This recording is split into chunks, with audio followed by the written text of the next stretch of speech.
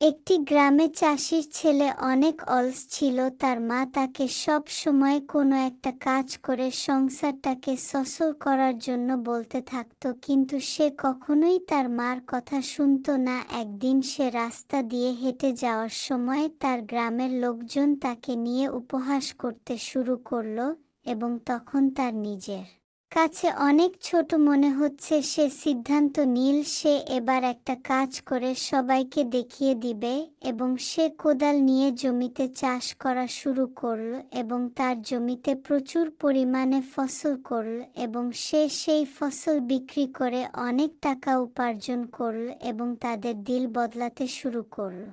দিন তার মা হঠাৎ করে অসুস্থ হয়ে পড়ল এবং সে তার জমানো টাকার সব তার মার চিকিৎসার পিছনে খরচ করে ফেলল, কিন্তু তার মাকে সে বাঁচাতে পারল না। সে আবার আগের অবস্থানে ফিরে গেল এবং সে সিদ্ধান্ত নিল সে আবার পরবর্তী বছরে ফসল ফলাবে এবং সে সফল হবে।